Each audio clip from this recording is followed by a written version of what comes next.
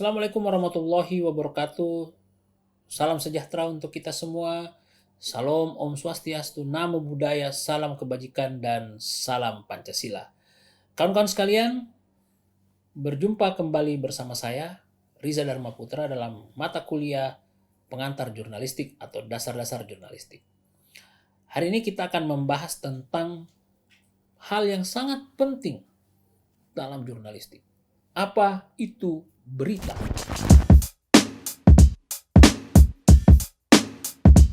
Setelah mengikuti pembelajaran kali ini, teman-teman diharapkan mampu menjelaskan apa itu berita atau definisi berita dan mampu menunjukkan contoh-contoh berita.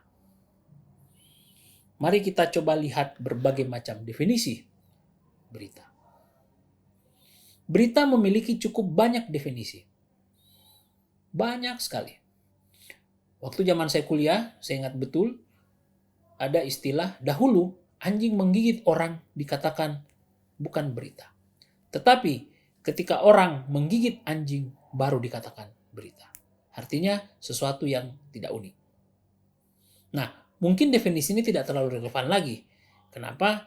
Karena kalau yang digigit anjing adalah vokalisnya Fadly misalnya, ya, atau Duta Ceylon Seven, tentu akan menjadi sebuah berita. Apalagi misalnya dia digigit pas pulang konser, ya, justru itu menjadi sesuatu yang bernilai berita.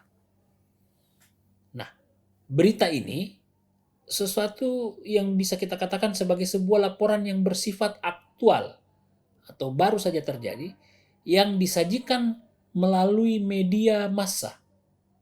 Ya, jadi sekali lagi yang disajikan melalui media massa.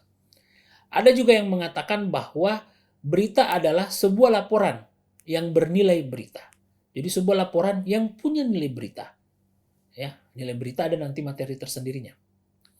Terlepas dari banyaknya definisi itu, tetapi yang terpenting kita bisa mengatakan bahwa berita adalah peristiwa yang dilaporkan melalui media massa. Saya ulangi, berita adalah peristiwa yang dilaporkan oleh wartawan melalui media massa. Sejumlah pakar berbicara tentang definisi berita. Misalnya Lily Spencer dari Washington University mengatakan bahwa peristiwa, gagasan, opini yang bersifat penting dan berpengaruh bagi kebanyakan orang dalam bermasyarakat itu bisa dikatakan sebagai sebuah berita. Jadi meskipun itu gagasan, tetapi gagasan itu cukup signifikan, berpengaruh kepada orang banyak, maka menurut Spencer itu adalah berita. Gerald W. Johnson dari Baltimore mengatakan bahwa berita adalah penyebab dari berbagai macam peristiwa yang dijadikan pertimbangan utama oleh media atau surat kabar atau televisi untuk menulis dan mengumumkannya demi memperoleh kepuasan hatinya. Ini definisi agak alay ya, tetapi seperti itulah. Ya, jadi berita adalah berbagai macam peristiwa yang dijadikan pertimbangan untuk dimuat oleh sebuah surat kabar dalam konteks supaya mereka puas ketika berhasil menyebarluaskan peristiwa-peristiwa itu. Paul de Mesner, seorang ilmuwan dan juga jurnalis, menjelaskan bahwa berita adalah informasi baru. Ya, ini perspektifnya adalah kebaruan. Informasi baru tentang kejadian yang baru, penting dan bermakna, yang berpengaruh pada para pembaca dan pendengar, serta termasuk penonton, serta relevan dan layak dinikmati oleh mereka semua. Jadi kata kuncinya adalah kebaruan informasi, kemudian dia bersifat penting dan memiliki makna yang berpengaruh pada para audiensnya. Kemudian Doug Newson serta James A. Waller dalam media writing mengemukakan bahwa berita adalah segala hal yang perlu dan ingin diketahui oleh orang atau masyarakat. Jadi dalam buku Media Writing News for the Mass Media itu dikatakan bahwa berita merupakan semua hal, segala hal yang sejatinya perlu dan memang ingin diketahui ataupun pengen diketahui, dipahami oleh masyarakat atau orang-orang di sekitar kita. Ya, yang penting. Nah, berikutnya Melvin Mancher. Ini cukup lama, tahun 84. Saya yakin teman-teman belum lahir di situ. Saya juga baru berapa tahun, masih bayi, masih kecil. Menekankan berita pada dua aspek.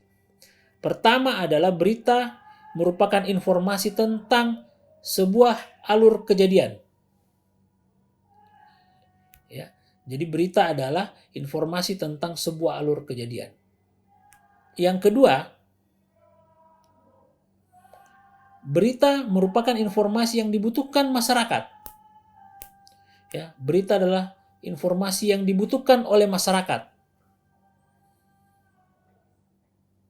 untuk menentukan keputusan tepat dalam kehidupan mereka. Ya. Berita adalah berita adalah informasi yang sangat dibutuhkan untuk menentukan keputusan. Jadi berita ini bisa dianggap sebagai sesuatu yang bisa mempengaruhi orang dalam mengambil sebuah keputusan. Ya. Itu yang disebut dengan atau yang dikemukakan oleh Melvin Mancher. Nah, dari sejumlah definisi di atas, maka kita bisa mengatakan bahwa setidaknya berita mengandung beberapa komponen. Yang pertama, laporan tentang sebuah peristiwa, bagaimana peristiwa itu terjadi, itu dilaporkan. Yang kedua, ada media massa sebagai medium untuk menyampaikan laporan itu. Yang ketiga, adanya kepentingan publik, yang tadi dikatakan Mancher, sesuatu yang berkaitan dalam hal keputusan kehidupan masyarakat. Dan yang berikutnya adalah informasi, ya, informasi, segala sesuatu yang mengurangi ketidakpastian kita. Nah, selanjutnya yang terakhir adalah aspek berita. Berita mencakup hal-hal terbaru. News is timely. It is about very recent or recurrent events. Jadi sesuatu yang terjadi saat ini, ya, yang baru saja terjadi, atau sesuatu yang terjadi berulang kali. Berita adalah sesuatu yang tidak sistematis dalam artian konteksnya, ya, meskipun nanti disajikan secara sistematis. Kemudian berita itu tidak tahan lama. Artinya apa? Cepat basi. Kalau sudah lewat masanya, sudah tidak laku lagi. Peristiwa yang dilaporkan lewat sebuah berita itu sesuatu yang tidak biasa, unusual, ya, yang unik. Nah, poin berikutnya ini juga penting menurut saya. Nilai berita itu sangat tergantung dari subjektivitas atau pandangan subjektif yang menjadi perhatian khalayak. Ya. Dalam teori agenda setting ada disebut dengan agenda khalayak.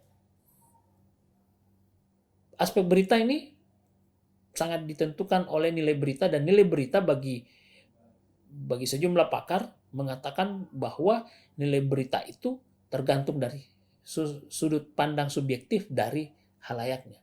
Jadi makanya setiap berita, setiap daerah bisa jadi nilai berita itu sangat berbeda antara satu dengan yang lain. Belum lagi kebijakan redaksi yang berbeda. Makanya bisa dikatakan terkait dengan sudut pandang subjektif dan perhatian dari khalayak. Kemudian berita berorientasi dan memberi perhatian utama pada sejumlah aspek-aspek tertentu atau aspek-aspek khusus. Tidak akan melebar kemana-mana, ya. Berita itu biasanya fokus pada isu-isu tertentu. Berikut, berita adalah sesuatu yang dapat diprediksi. Kenapa? Karena dengan berita kita bisa melihat apa sebenarnya yang terjadi ke depan melalui isu-isu yang muncul. Jadi bisa diprediksi. Isu ini akan muncul. Meskipun untuk isu-isu yang sifatnya peristiwa seperti bencana itu tentu yang tidak bisa diprediksi. Ya, tetapi dengan adanya perangkat ilmu pengetahuan, apapun kita bisa prediksi ke depan. Ya, itu saja yang bisa saya sampaikan pada hari ini. Kita sudah bicara tentang definisi berita, bagaimana berita itu, ya, kemudian poin-poin penting dari berita termasuk aspek berita. Semoga dengan penjelasan ini teman-teman bisa tahu betul bahwa berita itu seperti apa dan bisa menunjukkan contoh-contoh berita itu seperti apa di jagat media kita. Terima kasih atas perhatiannya. Sampai berjumpa pada pertemuan berikutnya.